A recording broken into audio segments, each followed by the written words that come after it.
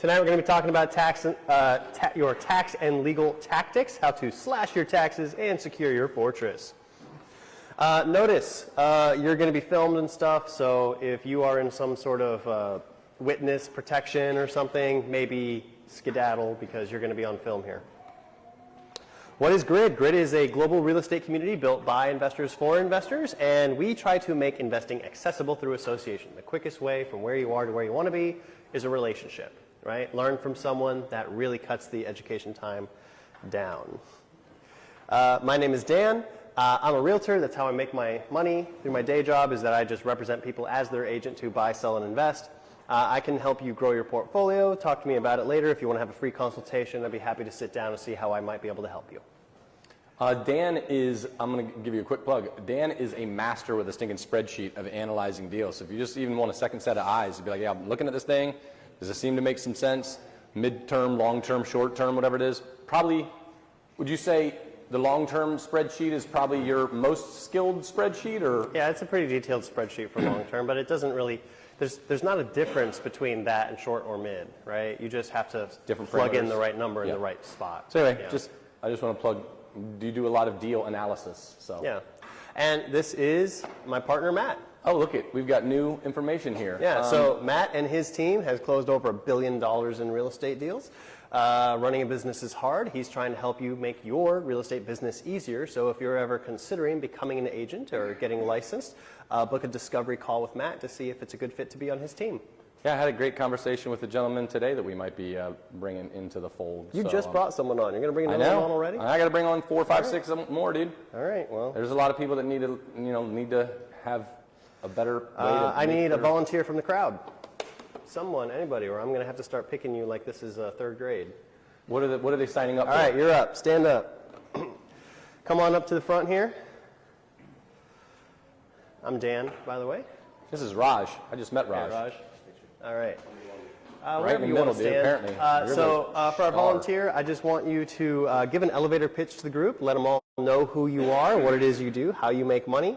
And then I'm going to ask the group if the group can clearly identify like what your brand is and kind of was your offer explicit and clear? Like, does anyone know how they can do business with you? Okay, a little bit about me. My name is Raj Gill. How are you guys doing?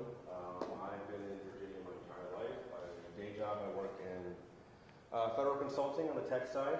I've been a real estate investor for 2 years. I got my first property in 2022, and at this point, I'm looking to get my second one. I hope green is meant to be money, so I do have some funds for investment. Properties in Prince William County. We'll love to stay in Northern Virginia, looking for either a townhome or a commercial building, 8 to 10 unit apartment building. Awesome. What do you do for your day job for money? I do government contracting, so I work in the technology consulting for Accenture Federal. And so if you were to partner with someone on a deal, what would you want them to bring to the table? Mainly the deal. And so if they bring the deal, will you bring the money? If you guys bring the deal, I'll bring the money. Okay. Is everybody pretty clear on what his offer is, what he wants to do? I heard too, he wants to acquire townhouse properties in the Prince William County area or Northern Virginia or commercial, and you got the money if somebody's got a deal that's worth funding. Yeah. 3-level townhome, 3-bedroom, 3.5 bath with a garage. You guys have that criteria? Yeah. Sweet. Okay. Awesome. Let's give him a hand. All right. So I'm just going to give you a quick minute to get with someone in the room and just do a quick elevator pitch to that person, understand how you can do business with them. 3 minutes.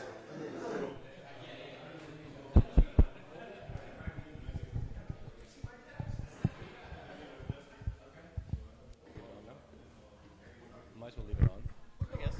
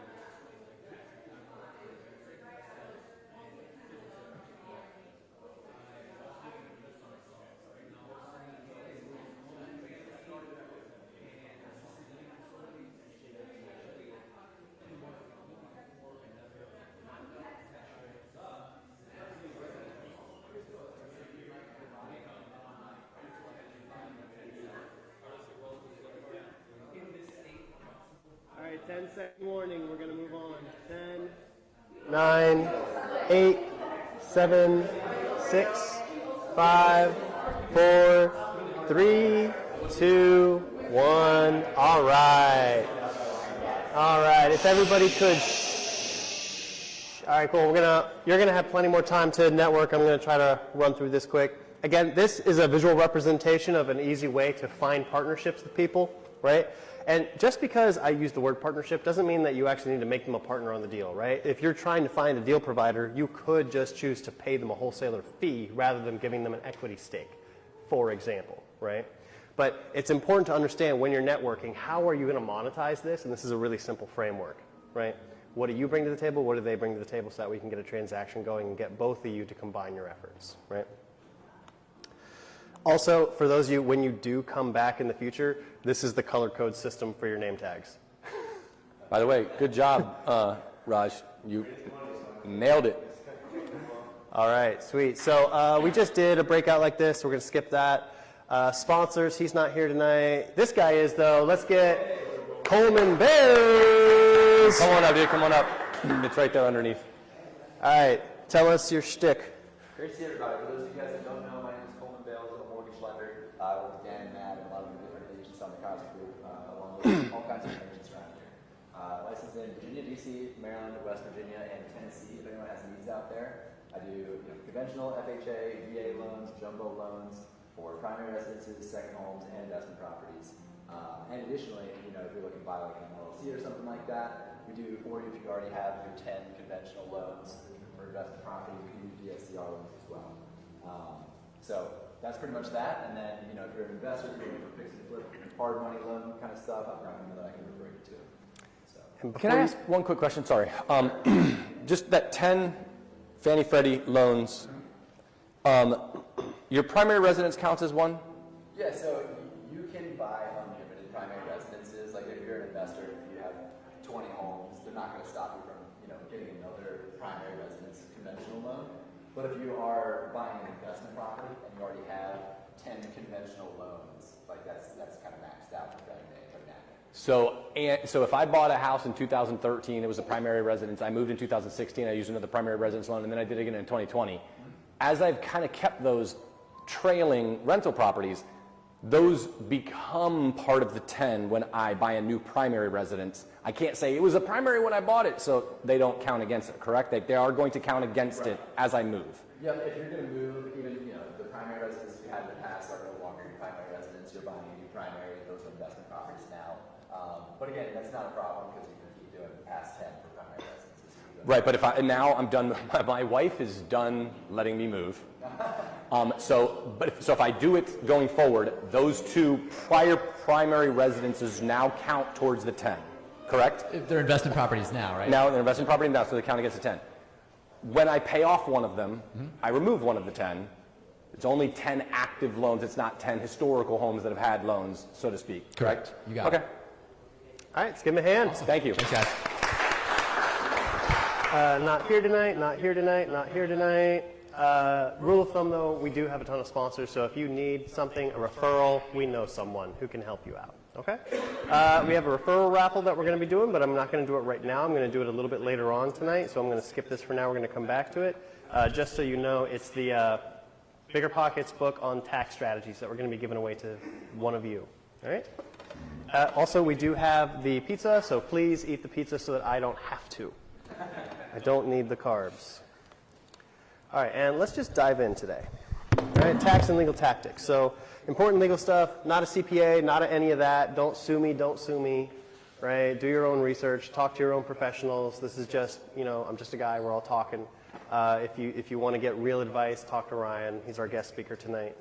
Ryan, raise your hand so they all know who you are. Woo! All right, cool. So we're going to discuss this as sort of a narrative to touch on a lot of different ways that you might be able to save taxes or create a legal structure to protect your fortress. I'm going to start off with Sarah. Sarah has no significant wealth, but her father is a successful investor, and he teaches her how to earn a large active income is the key word by building businesses that either wholesale or flip real estate. Before she starts, he advises her to set up LLCs that are going to be taxed as S-corps so that her active income business can reduce this self-employment tax dramatically. Does anyone have experience doing that before, either because they were a realtor or because they have a wholesaling or a flipping business? That self-employment tax is painful to pay. So this is one way to reduce the amount that you're going to be paying out. Yeah, that's right, that's right. And of course, since you are building out a business for your active income, it's going to be important that you also have bank accounts for proper accounting, okay? So that's how she gets started, right? She then starts to deduct a lot of expenses as well. Things like marketing, your office costs, your professional fees for different kinds of professionals that you're paying or the education that you're getting, your vehicles, proper mileage. I just went through and swiped on my Mile IQ app because I'm a realtor and I drive freaking all day long, and it's just like, you know, this was personal, this was business. That way I'm tracking it so I can reduce the amount of total taxable income that I'm going to have with all these deductions, right? So by having that business and by tracking all these different expenses, you can actually try to reduce your total tax that way. Okay, so far so good. Healthcare related deductions. Sarah also decides to deduct her health insurance premiums because she is self-employed, and that snags her a nice little tax break. She also decides to open a health savings account with her pre-tax dollars for medical expenses, which can further reduce some taxes. And finally, while her father is deducting premiums for long-term care insurance, she is kind of young and chooses to wait on this option until maybe later on. These are some examples of ways that you can kind of tie in some more tax breaks into your efforts to stay healthy. Okay? And I know I'm running this quickly, but that's because no one really wants to hear me. They want to hear the guest speaker. Well, and actually go back. Well, no, go to slide 4, and then I'll ask a question. Sorry. Okay, cool. In addition, she decides to start thinking about retirement. And so some of the first questions that she tries to understand is the difference between a traditional or a Roth account. Does anyone know the difference between traditional and Roth retirement accounts? Yeah, so it's the difference between paying taxes now or paying taxes later. And so one of the questions that her dad asks her is like, hey, do you think you're going to be making a bigger income in your 20s or in your 50s or in your 60s? You know, like when do you think you're going to be having a higher income? She decides, well, I'll tell you later what she decides, but that's one of the first questions she's asking so she can decide whether or not her retirement accounts that she saves money in are going to be traditional or Roth. You know, do I want to pay the taxes now on the way in, or do I want to pay the taxes later on the way out? She also explores the idea of contribution limits because all these different accounts have a limit to how much you can contribute, and some of them overlap. So for example, if you opened both a traditional IRA and a Roth IRA, you can't max them both in the same year, right? They overlap their limits. You could split half and half, or you could do all of one and none of the other that year, but you have to understand which accounts overlap so that way you're not creating penalties for yourself. So she understands that way. Go on to step 2. The decisions she makes. She decides to go with Roth accounts because she believes that she's going to enjoy those tax-free withdrawals in her retirement. So that way her hard-earned income will stay protected from future taxes. She doesn't know what the future tax rate might be. She also opens a self-directed IRA, right? Individual retirement account, self-directed, because it gives her the freedom to invest in what she knows best, real estate, right? Whereas some of the more standard accounts, right, that you might open at, say, a brokerage like Fidelity won't give you that same freedom. So that's one of her accounts that she opens. She also decides to open a Roth Solo 401k for its high contribution limits.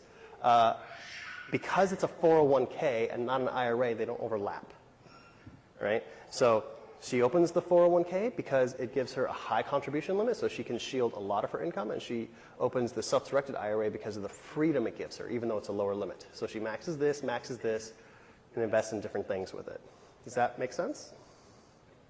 Cool. All right, hold on one second. Let's go back. Yeah. Going through a lot of stuff. Questions, thoughts. What can you help? Everybody like totally gotten This all is that all stuff early nailed? years, right? Early years. So the first thing is, how do you make your money? Because if you don't have money to make, then what's the point? You're not going to be paying taxes if you're broke, right? We need to figure out how are you making your money. That's going to be your active income. So you're going to be creating an S-corp in order to protect yourself from one of the biggest, most painful taxes, which is that self-employment tax, right? After that, you take advantage of all the deductions. After that, You include deducting your health care. That's an important consideration. Then you want to start thinking about retirement. So, traditional versus Roth, pay now, pay later. And then which accounts are you going to open and why? She chose Roth for both. She chose the type of IRA she chose was self-directed for the freedom to go into real estate. She chose the solo 401k because of the high contribution limit. So that all makes sense. Yes, and just to be more of a discussion than a lecture, thoughts, questions, concerns, pushback, ideas, anything. Yes? The one thing that didn't get captured here is a life insurance policy that actually includes some of those tax benefits to buy property with if they're seasonally correctly. I love it. Value of using life insurance instruments. Yep. One thing that I'm no expert in any of this stuff, but these Roth accounts do have, often maybe not the 401k piece, but do have certainly this self-directed, do have relatively low limits compared to other types of options.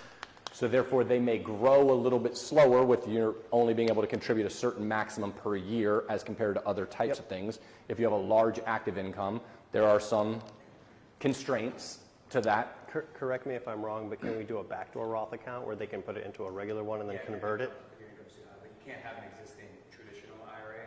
Okay. Traditional or SEP IRA, simple. But so there is a way around it, sort of, though? Yeah, so there is a sort of a way around that.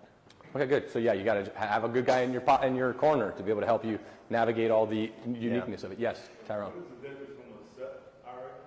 Good question. SEP IRA versus self-directed IRA. I think I'm actually going to let you handle that. SEP IRA is higher contribution. I was thinking, Dan, Mike, Ryan, can we get you a mic real quick?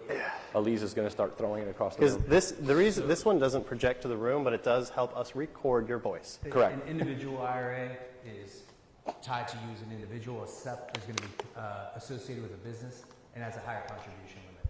So I think with a SEP, you could put up to $69,000 away this year. They just put up the new numbers. I'm still living at 2023, so. But yeah, much higher limit and based on your net income or your W-2. For what? So the max will go up to the same level as a solo 401k, but a 401k is generally better than a SEP, just because you can get to that max a little easier. And the specific difference between a self-directed and a SEP, are those? No, there's really no difference. Those are interchangeable terms. So it's like individual IRA, SEP IRA, or 401k. They're all just different. Gotcha. So SEP and self-directed are relatively Yeah, you can self-directed SEP IRA, just like you can self-directed traditional. Gotcha. Okay. Yeah, and there's also a simple IRA, Yeah, right? simple IRA too. And a couple Also other, tied to there's a couple other things out there that exist as well. Your best bet if you're individual is just a traditional Roth IRA, and then if you can do the solo 401k, better than a SEP. The SEP's good. SEPs come with special rules. If you hire another employee, you can really kind of. Yeah, there's like. It's all employer contribution, so your employees don't put anything in. Yeah. I generally just recommend sticking with the traditional and Roth individual accounts, and then a solo 401k if you have a business. The solo 401k, does that typically have higher expense ratios and or costs of maintenance compared to others? You're going to probably pay a couple grand in administrative costs to maintain that Per year. Right now, there's pretty nice tax credits that basically cover about the first $5 grand of that. So if you're a small business, open up your 401k. It's good for 3 years, so you can basically have a government pay it. Solo pay? They handle everything for you. They transmit the money. Okay, yeah. So but Mel, that's a 401k product you're talking about? It's called individual 401k, solo 401k. Basically, if you have a business or something like that, you can set that up for yourself. The limits are still the same. So if you have an employer and you have solo, you cannot go. Do they manage all the funds for you? You manage funds.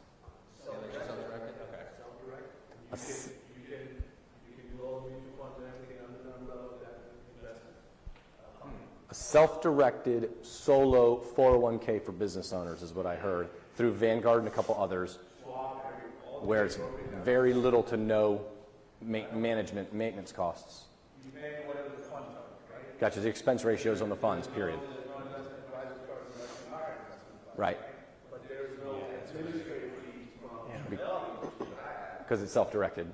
It's not because it's self-directed, that's just the I product. probably should have had like a summary of like 5 things to consider when it comes to retirement accounts. So the But we'll 5, talk more about it. The 5 things, if I had to summarize them in my head right now, would be number 1, are you paying now or later for taxes, right? That's the first consideration. Second one is what's the contribution limit? Third thing is, does that overlap with my other accounts?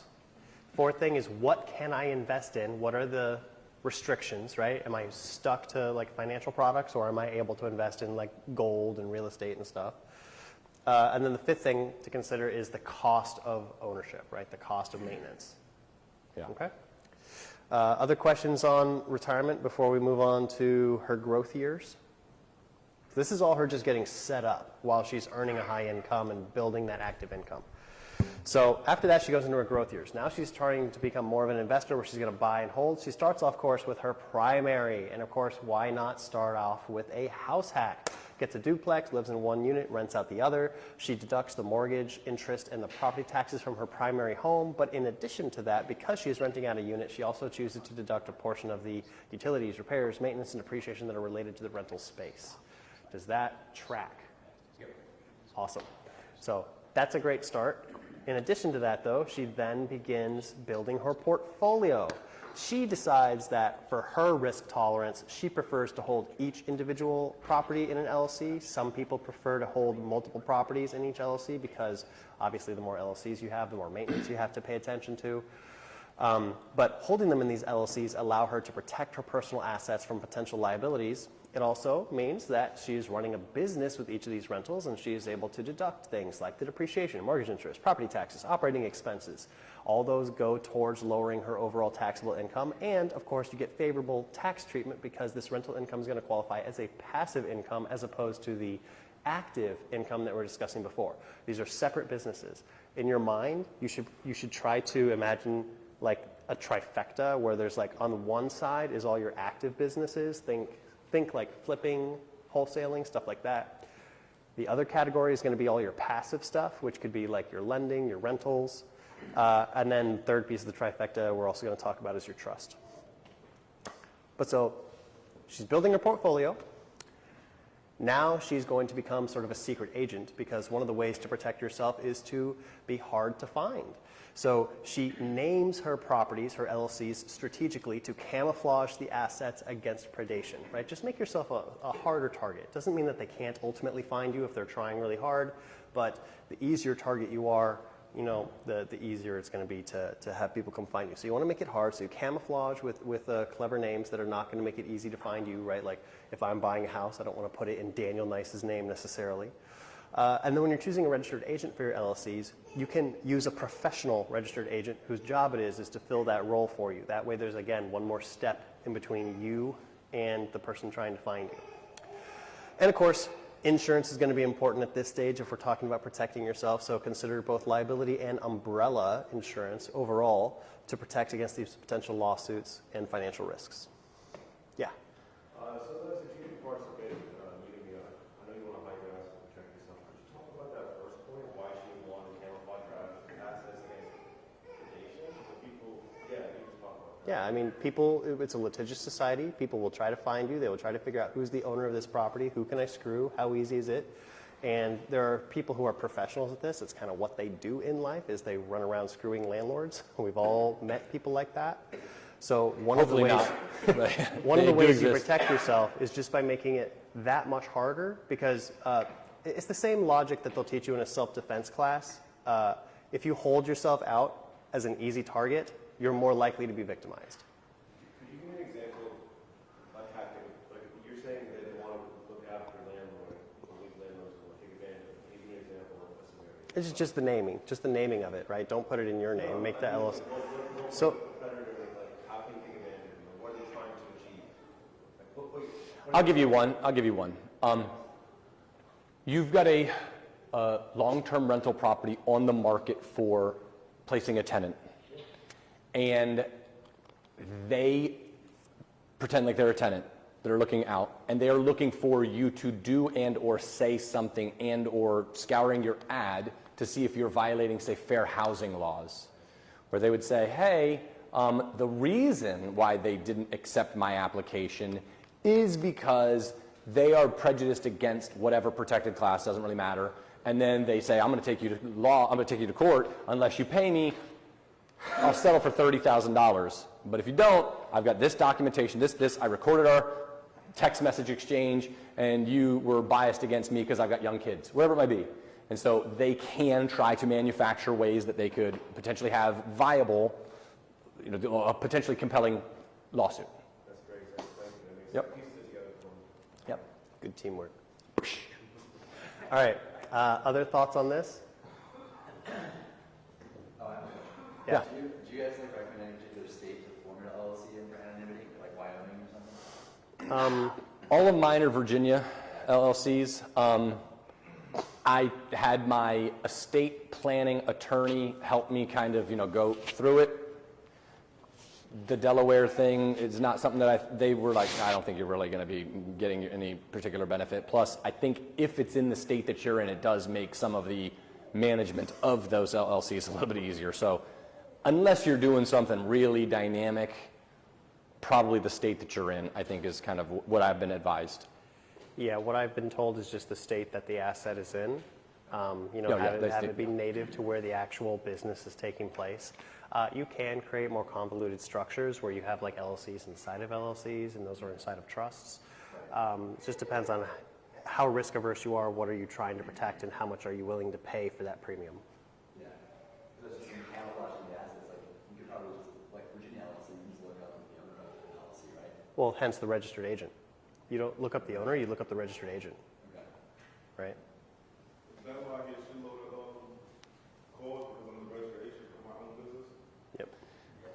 That's why you're getting those calls. Yeah, there's probably a bunch of other reasons. Geez, aren't we happy that Well, the election's and over, so also, we're not like, going when to you keep getting get texted just all the stinking political ads? But probably doesn't help.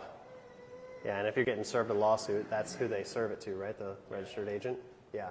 Ryan. A couple things. So I don't know if you guys know what a registered agent pretty much does. It pretty much captures all your legal documents, and God forbid you got served for something, it's another source for them to send all your information. So if you're yourself as your registered agent, you're going to get all those messages. If you miss it, good luck.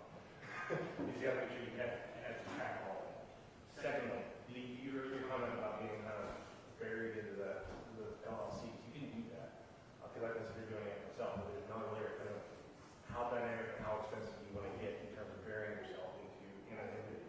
You can use land trust, you can use business trust, you can bury that in with LLCs that are within that space. You got trusts that are only LLCs, so you're kind of in and out that way.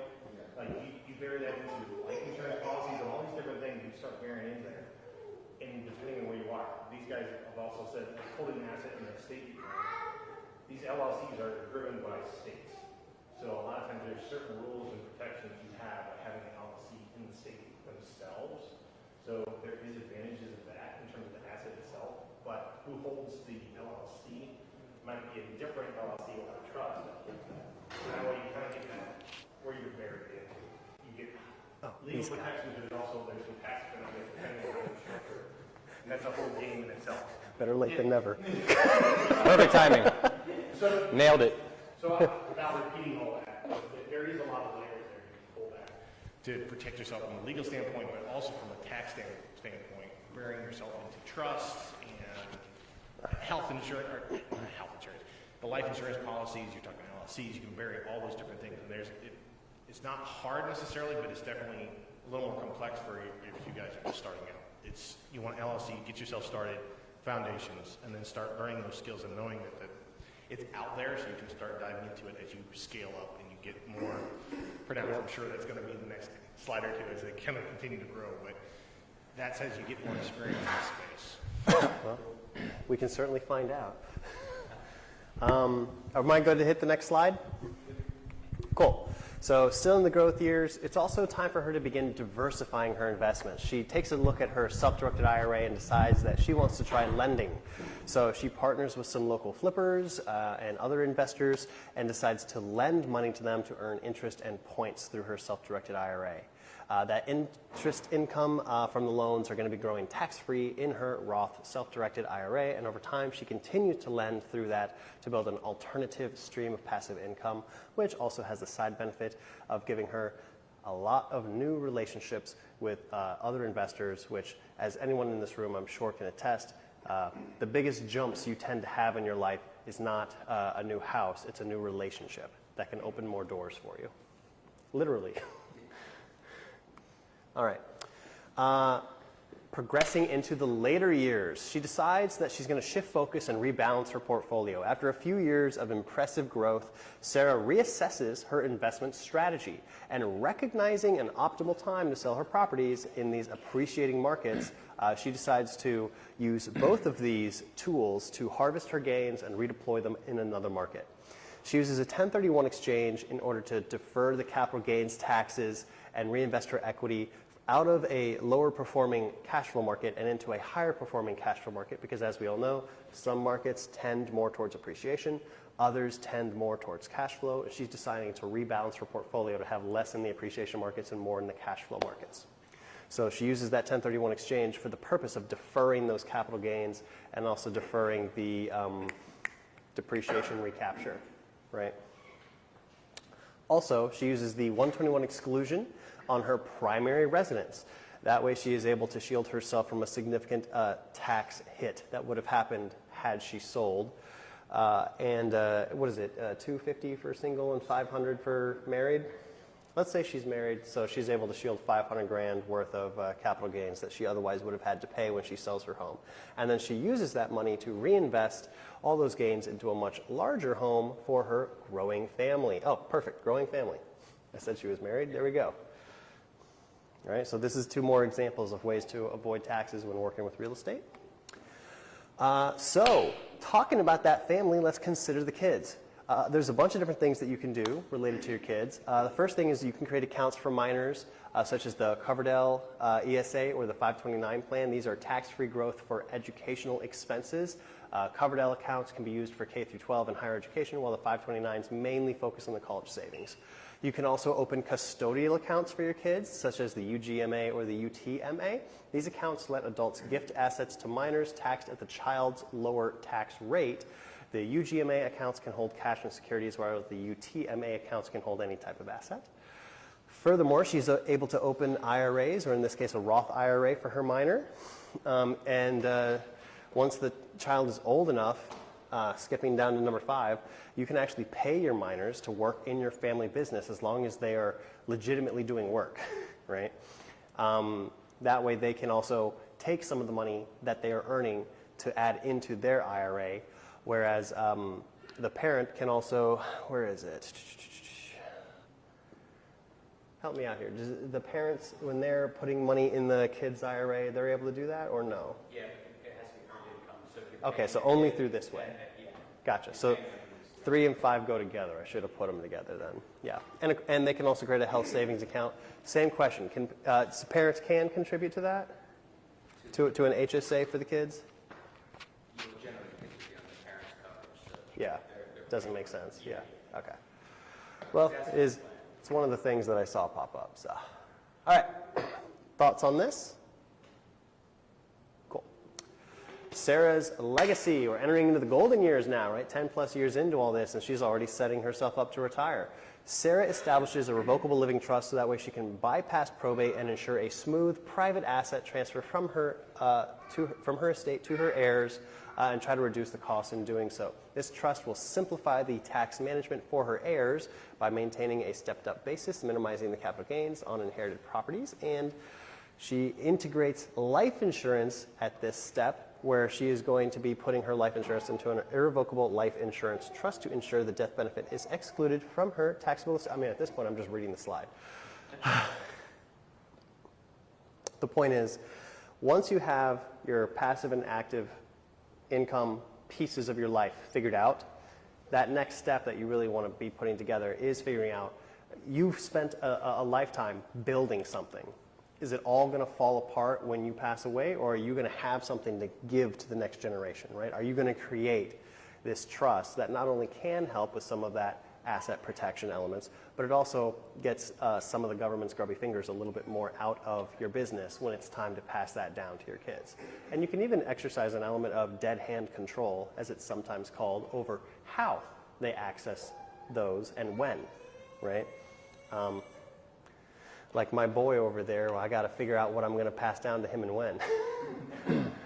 How many more slides do we have in Sarah's? That's basically it. Yeah, that's basically it. So just summary of the trifecta. Essentially what you want to do is you want to set up your active income, because that's one piece of the overall strategy. How are you making your money? That's going to fuel all the rest of your growth. And how are you structuring that to take advantage of things like deductions and saving on the self-employment tax. Then you want to figure out your passive income, protecting yourself into different types of holding and different types of tax-advantaged accounts, like those retirement accounts, like those HSAs.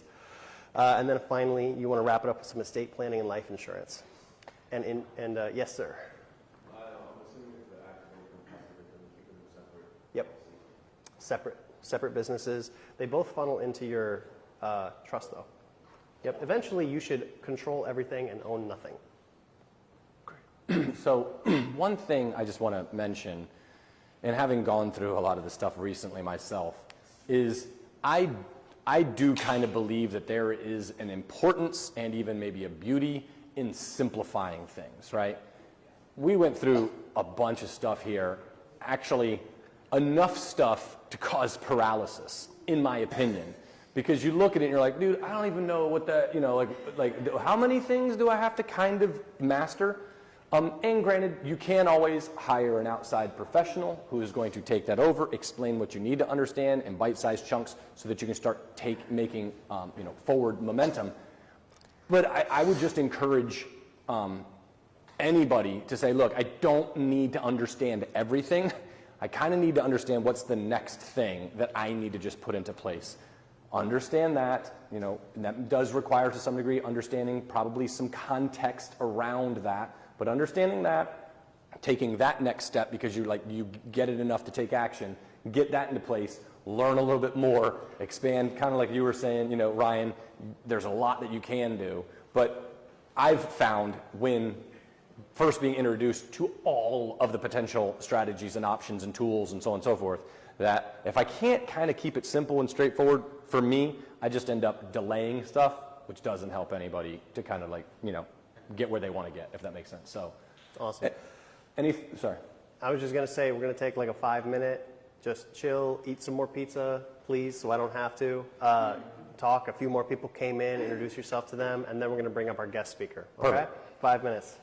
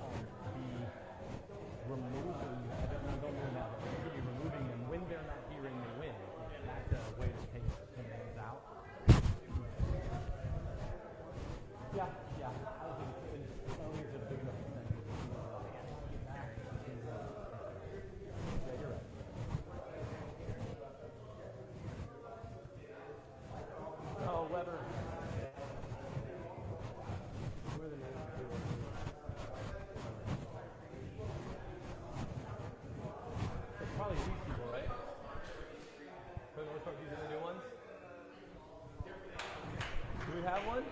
Yes. Winner, winner, chicken dinner. I need you to record this. Took me a Can couple we get spins to find a winner, but we've got a winner for today's raffle. Perfect. Thank you. I know, dude. You've earned it. Rock and Can roll. you guys also for that camera or no? Yeah. Come on, grab your book real quick. One more photo. Can you take a Different photo? camera. You're famous now. Should we do it over here too? Okay, good. One more picture.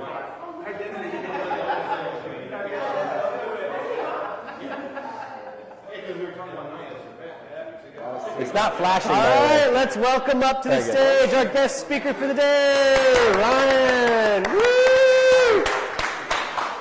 All right, so your stuff you sent me is right here if you want to use it. Okay. All right, have fun. All right, awesome. What's up, everyone? My name is Ryan. I'm going to snag up, Ryan? this. C.P.A. with a Actually, you know what? I'll get focus pizza. on real estate investors based in Northern Virginia. Sorry. Yeah, this is just for the recording Pizza slash time. streaming. Thank you. And today I'm going to talk to you about one of the best tax strategies out there that you can use to qualify. And that's getting real estate. I expect a full book report. Just kidding. All right. So real estate professional status, it's basically an IRS designation that allows you to deduct all your rental losses. So before we get into that, I'll give you a little history about the area that governs the passive activity loss section of the IRS code. That's where you can find this real estate professional status. So prior to 1986, basically anyone that invested in real estate or any other activity that generated losses could just write that off against their active income. So from a tax perspective, all of your income's either passive or active. Just like we were talking about with Sarah, she had her active businesses over here and her passive businesses here. Well, passive businesses or passive activities have special rules that disallow losses. So your passive losses can only offset passive income unless you qualify for an exception. And if you have losses in excess of the passive income, then it's going to carry forward to future years. It's not like it's lost, it's not gone. You eventually get to use it, but you're not going to be able to deduct it against your non-passive income. So prior to 1986, great time to invest in real estate. You can deduct all your losses. Congress saw this as being somewhat unfair. You had a lot of high income earners using real estate to generate losses, and they were using that to offset their active business income or high W-2 wages. So they created these passive activity loss rules. Well, the passive activity loss rules disallowed these losses for everybody. So a few years later, I think it was 92 or 94, after getting lobbied by a lot of real estate groups, like construction companies and brokers and agents, they were kind of putting forth the argument, like, look, we're in the real estate business. We should be allowed to deduct our losses, just like a doctor can deduct losses from one office against another profitable office.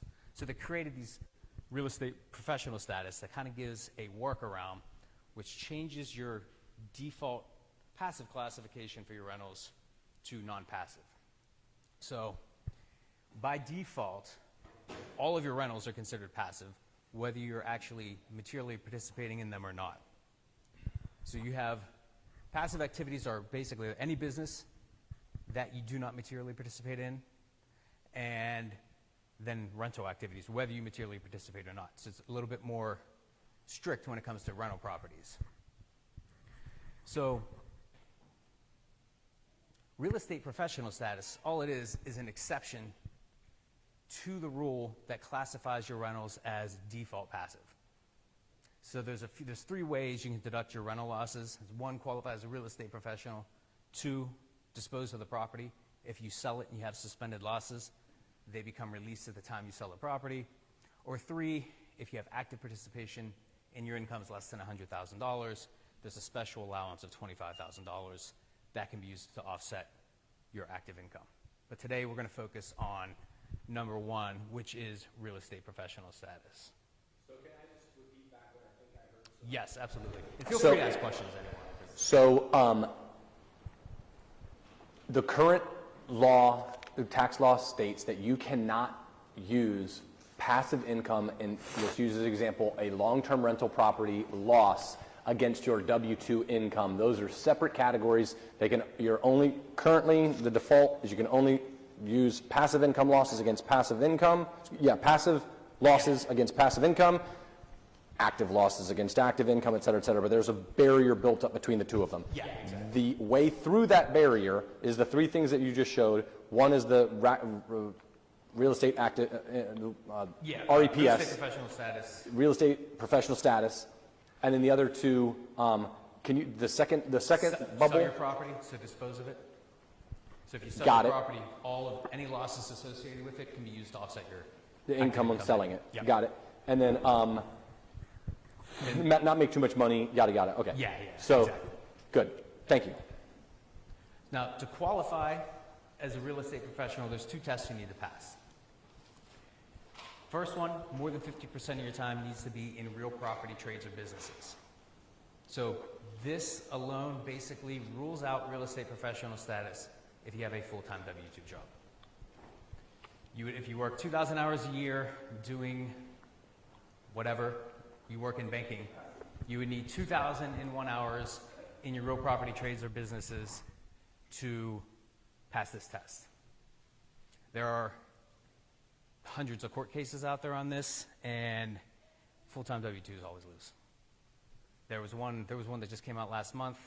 Freitas, I think, is the name of the case. This guy had a full-time W-2 job, worked 2,000 hours, claimed he worked 2,500 hours during the year building his rental property, and the court just said, "We don't believe you. Get out. You lose."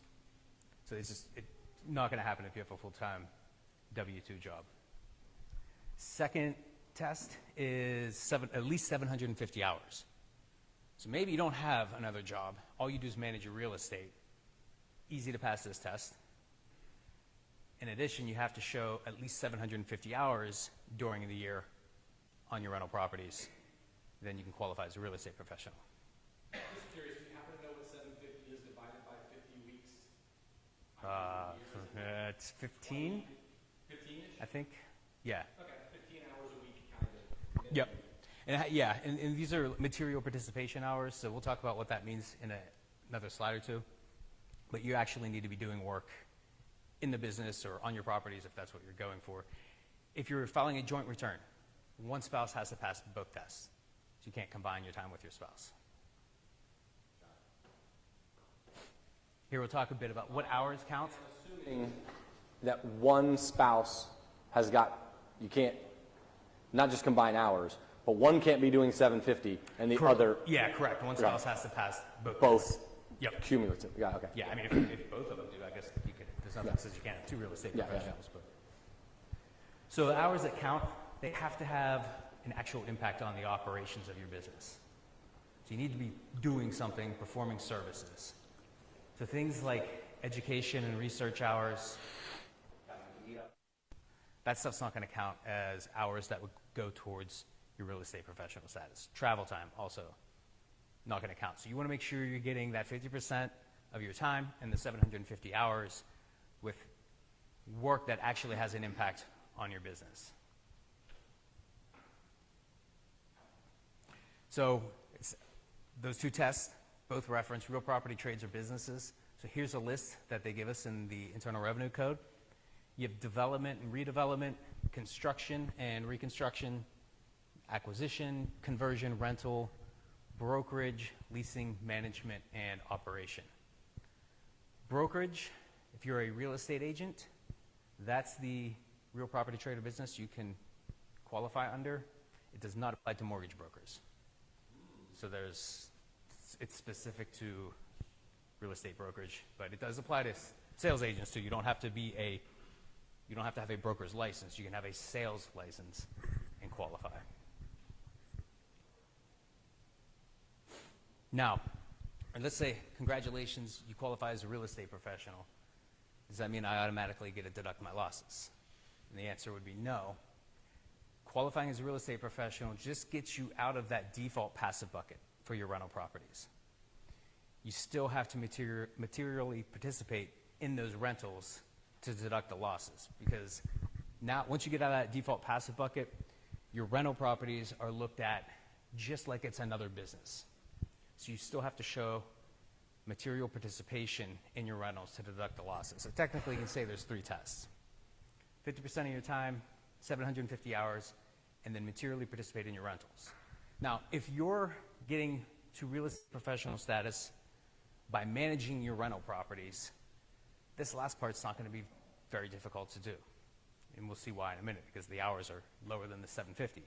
However, if you're a real estate professional because you are an agent or you own a construction company, that's one activity. You're qualifying as a real estate professional here.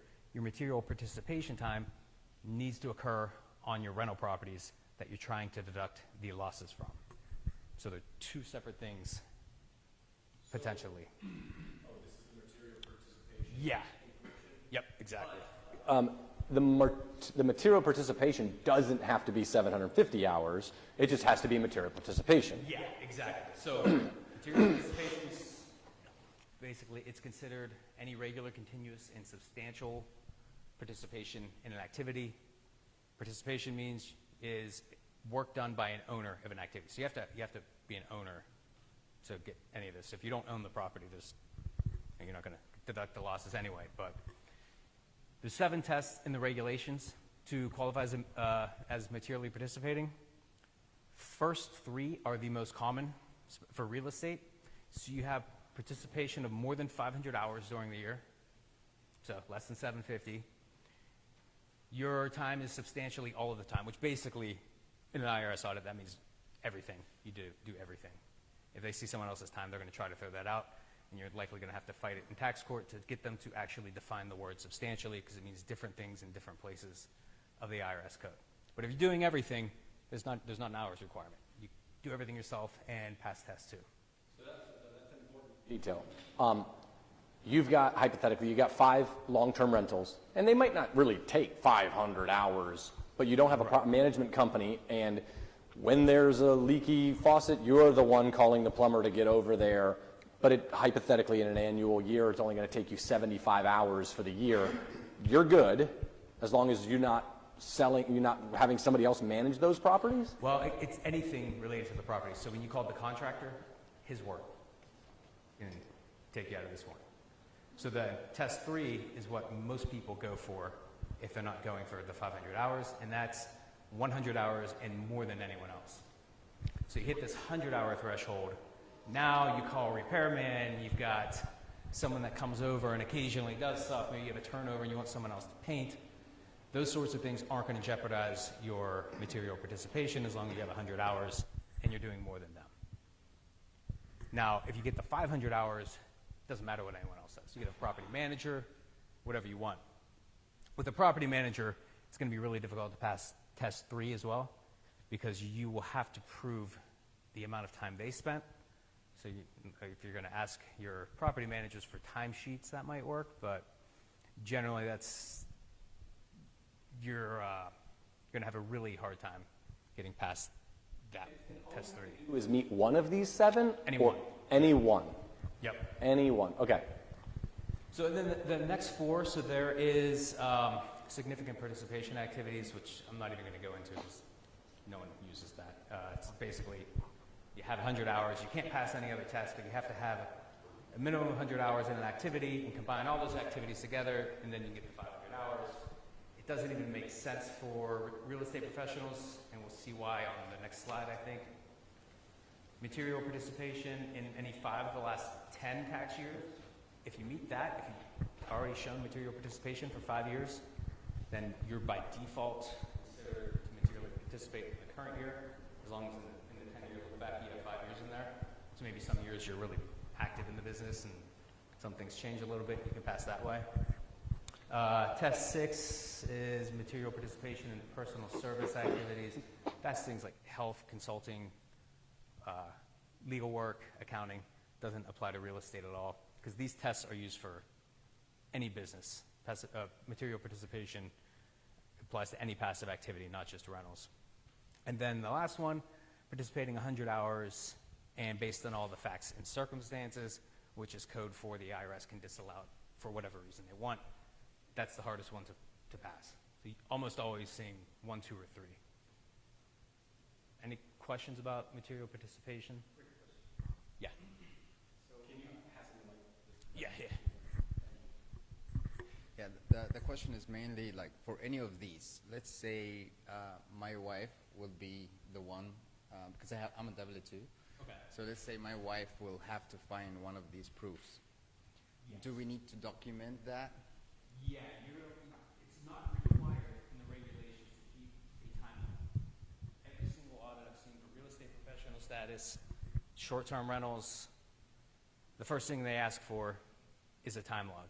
If you can't produce it, you're going to have a really difficult time. They'll start poking around everywhere because, one, they're going to assume that you're not organized and your records mistakes in. And you'll have to sit down with them and try to pull together everything you did from a calendar or some other, like they're going to ask for a source document. It's okay. You said you spent 5 hours working on the property on September 12th, 3 years ago. What did you do in those 5 hours? You fixed something. Where's the receipt for what you fixed? They're going to get into that level of detail. Generally, if you have a good time log, they're going to look at that and be like, this person's organized. Tell me a little bit about what you did on this date. Do you have anything to substantiate that? They're going to move on. Otherwise, they're going to make you go through all your hours, and it's a headache. Is any of the time that you spent managing the property, can it be things that you have to do like on a computer or things of that sort, or this is actually physically at the property? It could be, like if you're writing up leases or managing your financials. If you have no one else doing property management and you're putting together your own financials, that's considered investor hours. Those can count. If you have property management or anyone else that can do it, then that doesn't count at all. So, but yeah, it has to have a property manager would normally send you a P&L every month if you're paying one. If you're not paying one and you create your own, that's going to count. Make sense? I'll get you next.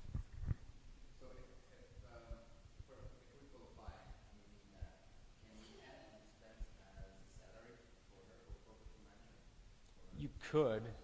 Yeah, you could. I mean, if you do that and you're paying it from your rental, you're shifting passive income into active income, and you're going to trigger self-employment taxes.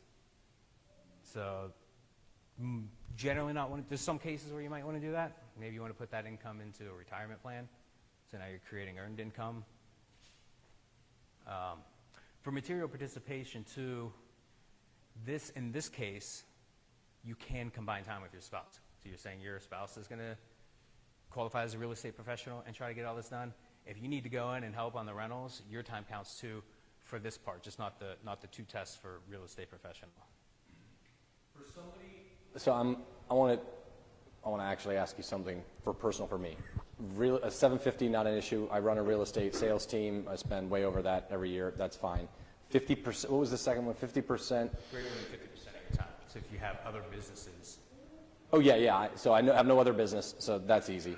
And in terms of this one, number 3 seems like maybe the easiest hurdle to get over in order to qualify for the material participation. Taxpayers' participation is more than 100 hours and more than anyone else. So as long as across all of my real estate assets, 100, we're talking about 2 hours a week, 50 weeks, 100 hours, 2 hours a week, doesn't have to be documented unless they audit you and then you wish you had the documentation? Yeah, I mean, you're not submitting hours with your return as documentation. Right. But if they ask, you're like, yeah, here's... Yeah. So some level of documentation, or else it's just going to be like, I'm making up documentation, and that's in fact, I was recently dealing with an audit. Taxpayer was in real estate, definitely qualified as a real estate professional, but didn't keep very good records. So they came to me to help defend them in an audit. Didn't have a log for the real estate hours. They did have material participation hours. Their thing was, I work full-time as a real estate agent. Why would I track my time? Like I can, if they need me to go to my calendar and pull out support later, I could just go recreate it with the agent if that happens. In the middle of the audit, it's kind of early in the audit, before we got into the weeds on the the hours, and before they got them pulled together, they had a stroke and died. And the IRS disallowed their deduction. It's actually going up through appeal right now. Just like, there wasn't really a whole lot to do other than submit a death certificate when they asked for more details. Say, that's what we got. So Now that's going to depend on the auditor. Some will actually act human and say, okay, full-time real estate agent sold in the six figures, her income's in the six figures for the last several years, we can just go with it, but it's kind of luck of the draw on that. But so this taxpayer, 100 hours, 2 hours a week or so, and more than anybody else. There's nobody spending more time than you. Correct, yeah. And ideally, some level of documentation of what those 2 hours / 10 a month or whatever it might be that you're going to be. And documentation is, what does that normally look like that the IRS is cool with? So generally, date and how long, number of hours, 2 hours, description of what you did. Simple Google spreadsheet could yeah. be. Yeah. In fact, that's a template I use. Is we just have an Excel sheet. Here you go. Here's the key things you need to have. Date, who did it, especially if you're combining time between you and your spouse on material participation, what you did, and that's good enough. Sometimes they might pick one or two things if you have a log and ask you to just explain more to make sure it's not like made up. And if they're looking at your bank statements and you were in Europe when you said you're fixing the roof on your property, they're going to look for things like that to make sure you're not just completely fabricating it. But if you have a time log to start, they're generally going to go pretty easy. That and having a good set of books or financials, whether it's an Excel sheet or a full-blown set of financials, having all that stuff together, they hand them a package when they come in, it makes their life easier, and they're going to make your life easier. And if not, like they look for people that are unorganized. I've had auditors tell me this because it's easy for them. They know they're going to get a finding. If they can find more money, that looks good for them. They're not supposed to they don't get paid based on that, but they get a better clearance rate or whatever. I forget what the term is they use, but. Okay. All right. Anyone, someone else, you had a question back there? No, my question was about logging. Oh, okay, cool. Yeah, yep, that's going to cover it. I kind of talked about this already. Most common tests are 1, 2, and 3, 500 hours, 2 substantially all, and 300 hours more than anyone else. I would say number 3 is most common unless you've got a very large portfolio, then you might look at number 1. 7 is most difficult to prove. That's the facts and circumstances. Spouse's time does count for material participation. And if you're a limited partner, you can only use test 1, 5, or 6. And 5 or 6 were like the historical years. So basically the 500 hours.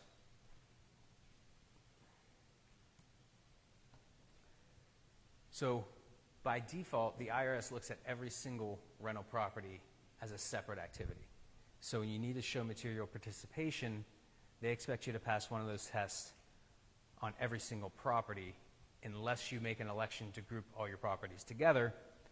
Then they look at you passing one of the tests in aggregate. So you have all your properties grouped together. Now if you're going for the 100 hours and more than anyone else, you got to have 100 hours on all your properties, whether that's 2 or 20. Much easier to do. Once you make the election, it's binding. It's supposed to be good forever. I always recommend just attach that statement every single year in case your return's audited. They don't have to ask you to go back and pull a prior tax year to show that to them, and they don't have to go looking at prior years. You want to keep their scope as narrow as possible. But if you miss it and you've made it in the past, not a big deal. Just something I generally advise putting it on there.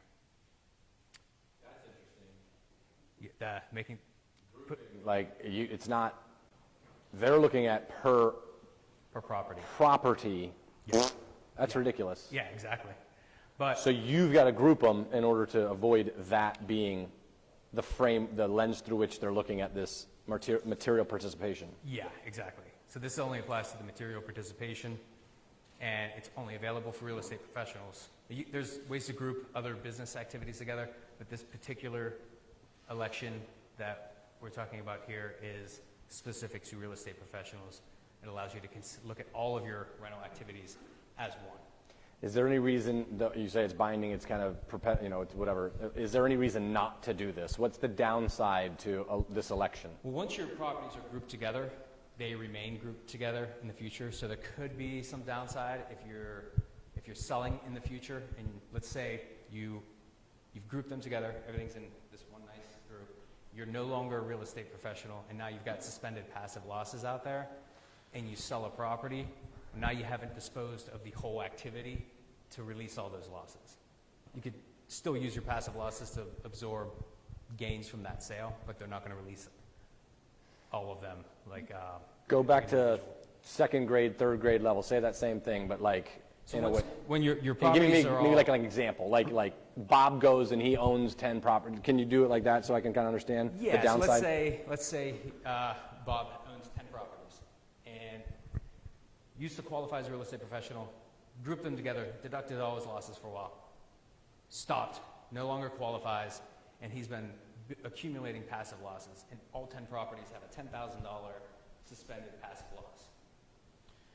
If you remember, I think it was like the second slide, we had the 3 ways to release all your properties: real estate professional, sell the property, or the low income. In this case, when you sell the property, when you sell one of your 10 properties, you haven't sold all of them. So you'd have to sell all 10 properties to totally release those losses. Or I guess you just take the losses, eat it in that one. Yeah, you sell one property, let's say there's a gain of $10,000. You can use those suspended losses to offset that gain. If it was one property that had $100,000 in losses, you sold that property and those losses offset the gain, the rest of it goes against your active income. In this case, when they're grouped together, it does not. 1031 exchange play a role in Yeah, this at all? You can do a 1031, then you don't have to worry about it. Got it. So yeah, this doesn't prohibit you from using 1031 or other instruments? No. That's not. This is, in fact, the downside to this is so minimal. I don't even put a slide in here because it's just like, if you wouldn't have asked the question, it's not something that, the downside's minimal relative to the benefits on everything else. Okay. And recap. So, yeah, basically just real estate professional status kind of gets you out of that default passive bucket. You need to spend more than 50% of your time in real property trades or businesses. Spend at least 750 hours in real property trades or businesses. Past those two, you're a real estate professional. However, before you can deduct your losses, you also have to materially participate in your rental properties. And you can group them all together, as we were talking, to make that material participation a bit easier so you don't have to show it in each property. Any questions? Yeah.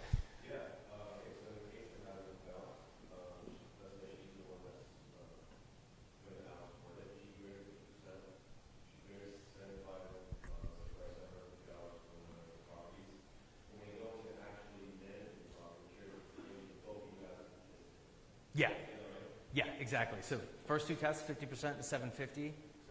One person has to do that. That's the minimum number of hours you have to spend to qualify as a real estate professional. Do you need to be spending 750 hours a year, 15-ish hours a week in a real estate business?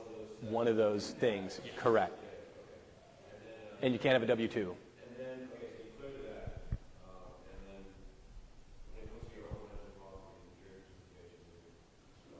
Yeah, then you can include your spouse's time.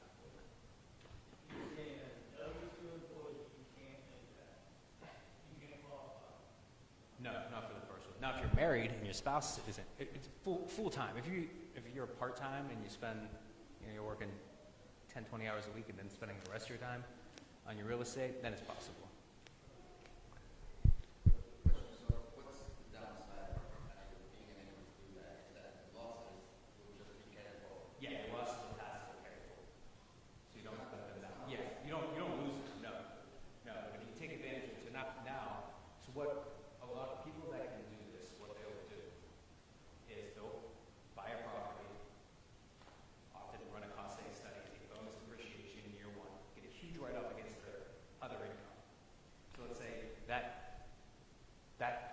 gets you a refund of $30,000. They'll take that tax money that they would have otherwise paid and put it into a new property and kind of continue to do that. And if you do one a year, you start to very quickly be able to build up a bigger portfolio of properties.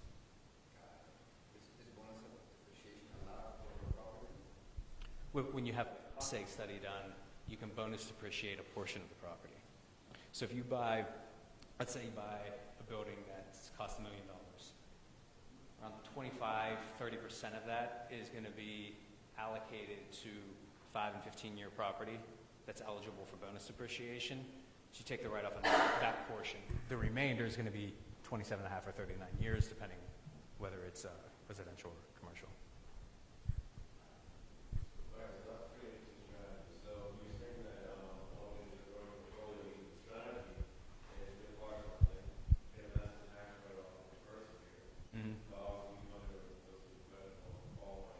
Yep.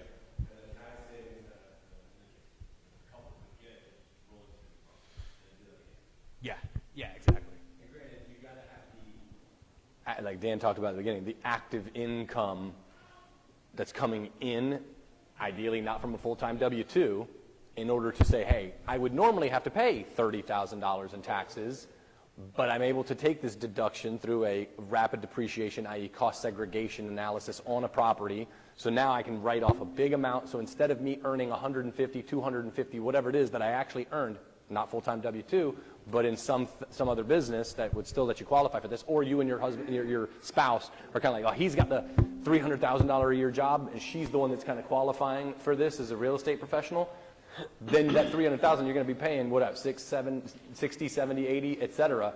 But you're reducing that by 30, whatever, taking that 30, buying a property, and doing that as a cycle. But it's not, like sometimes I hear this stuff and I'm like, oh, it's magic money. No, you got to have the big income that you're using to reduce taxes you'd otherwise pay.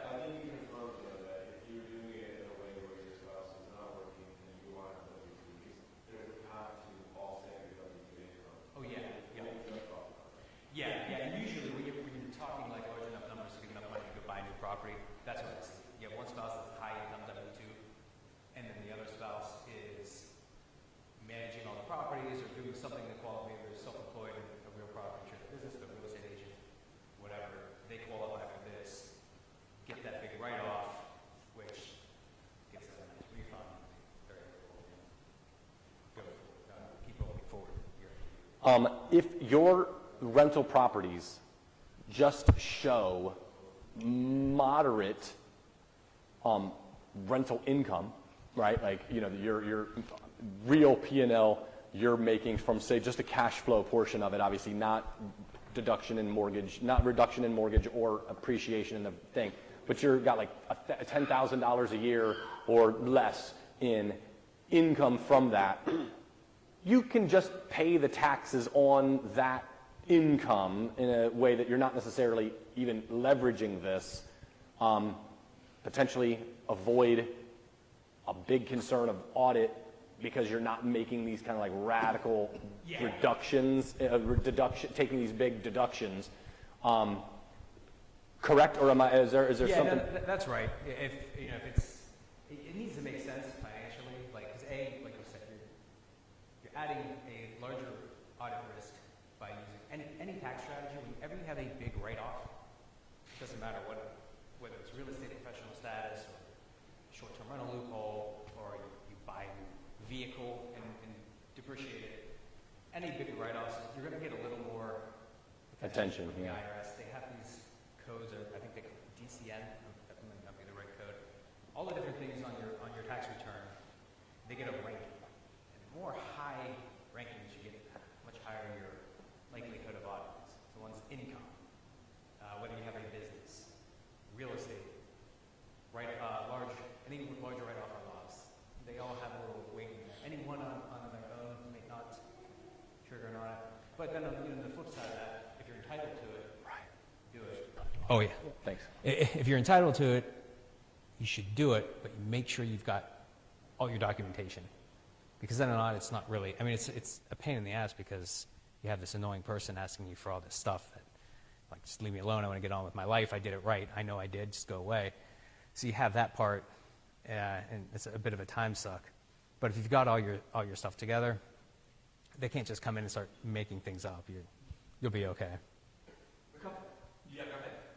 Just briefly, you mentioned short-term rentals loophole. Yes. What's that? So that's another way. In fact, it's actually an easier way than real estate professional status to take rental losses against your business income or W-2 income. And all you need to do, if you have a short-term rental, the passive activity loss rules technically don't treat it as a short-term rental. Means you rent it for 7 days or less. The average customer stays 7 days or less. So you'd add up all your stays over the year, the days that you had rented out, divide it by the number of customer stays. 7 days or less, it's a short-term rental. You don't need real estate professional status. All you need to do is show material participation, and you can deduct your losses. So usually people use the 100 hours or more than anyone else, buy the property, place it in service, self-manage for the first year, have a cost-seg study done, bonus depreciate it, take a big loss, and then just let it go, have someone manage it for you the next year, and let it go passive. You've got your money out of it from year one. But so that's not an exception to the passive activity loss rules, because under the passive activity rules, a short-term rental is by definition not a rental. They don't consider it a rental. They consider it a business. It's like a hotel. A hotel is not a rental, it's a business. Questions? Thoughts? Did you have a vacancy question still, Lou? Yeah, I was not asking you, I heard something over there. Nope, you're good. 1031 is a offset property. Do you carry forward, do you continue to carry on that depreciation? So when you 1031, whether there's a cost seg or not, your adjusted basis is what rolls into the new property for depreciation. So if you took whether you took it all with a upfront year one, right off from a cost seg, or you've owned the property through its full depreciation, when you 1031, you don't pay tax now, but that basis in the old property rolls over to the new property. So you're trading off not paying taxes now, but your new property is going to have a much lower depreciation expense. Does that make sense? Yeah. Good. Any other questions? The only thing that I just wanted to just kind of mention is going back to the idea of keeping your world simple, or at least knowing how simple you want to keep your world. This is really stinking cool. And for certain people that are both in a asset acquisition phase of trying to get assets in a relatively quick period of time, some of you may be in that, some of you might not be in that, that can have, if you understand this and you play by the rules, it can be a tool. And there's probably plenty of people who just should leave this alone and do a much more kind of conservative pay-as-you-go approach, because if this approach doesn't line up with what exactly you're trying to build or do right now, it could potentially open you up for getting your hand in a cookie jar thinking it was a cool thing and really it didn't apply to your situation well. Is that correct? I mean, I don't want to... Yeah, that's absolutely correct. We need to make sure we actually qualify. It makes sense for your strategy and your overall investment strategy. Don't too many people just focus on tax stuff when they listen to too many podcasts or something like that. If you get all this tax stuff, you want to do all this complicated stuff. It's like half the time it's going to cost you more, and you're going to have auditors, and you're going to say you're in a tax bracket. It just doesn't make sense to do it. Or it's not good for your long-term strategy because it looks like, based on the way things are going, you might be paying way more taxes in the future. So your real estate professional status might not do a whole lot for you in the early years with one or two properties. What's really important, last thing I'll just say, what's really important though is to be in rooms like this, hearing about concepts like this, so that when you're in the spot, you know what? I think I'm going to try and start I just got married and she makes a bunch of money, he makes a bunch of money. I love this. Let me go back and learn about this whole strategy. It exists. You don't have to understand everything about the moving parts of it, but now you're there's something out there that could potentially help me if I find myself in that situation. That's what I'm going to take, and it's fantastic, and I appreciate you sharing. Yes, Raj? So there you go. So would you recommend this strategy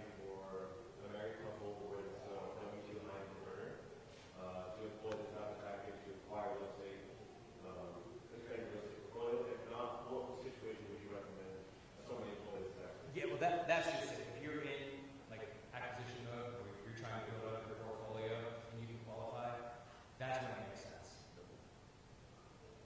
So before you have a seat, would you mind just telling everybody in here who your ideal client is, if anybody wanted to work with you? Yeah, so our ideal client would be real estate investors. Most have a pretty established portfolio. Not everyone. I do work with all ranges of people, and what we do primarily is tax advisory. We do the preparation as well, but we really push the advisory. We'll take on a few basic tax returns, tax only in a year, if it's like through a good referral source or something, but most of the time, pretty well established real estate investors. If you don't have any, we also kind of, if you're not somehow tied to real estate, it just makes sense. All right, let's give him a hand. Thank you so much. Appreciate you. Anybody want to snap a photo of his contact info before it's gone? Give you a 5-second countdown. 5, 4, 3, 5, 4, 3, 2, 1. All right. Where do I got to go to? There he is again. Contact info again. All right, cool. Does any deal finder in the room have a deal that they want to shop to the room? Anybody got a deal they need to sell? Cool. We are coming up at the end of the year, so if you're a little bit competitive and you knocked the ball out of the park this year on a deal, submit the details to investor@Manassas, because next month, right? Are we in November? Gosh, Yeah. December, we have the big party where all the grid chapters all get together, and then we have the Deal of the Year award that Rob Chavez hands out to some lucky person because they took 5 seconds to write an email, and now they get tons of exposure in the local community. Everybody wants to come up and be like, "Oh my gosh, that was a really cool story. Oh yeah, yeah." And then you. So make what new qualifies for a deal? It could be, the most profit on an individual deal that, but it could be just like a really unique deal, a problem that you solved for somebody that, needed a problem to be solved. So think about the deals that you've done over the last year, and even if, I would encourage you to just kind of submit these because it's a lot of fun and gets you a little bit of exposure in a larger it's the community. wrong email. It's supposed to be invest, not investor. Oh. Can I fix this now? No, I can't. All right, I'll fix it later. Invest@gridmanassas.com. Invest@gridmanassas. All right, also we have the Grid Real Deal Guarantee. If you have a potential deal but you have no idea what to do with it, you're just like, this is a thing. I'm sure there's something here. What do I do? Just call us. We'll help you make it into a real deal. Asterisk, there has to be some actual gold there. If there's not anything that we can do with it, we're just going to have to kind of look at you and be like, hey, I'm sorry.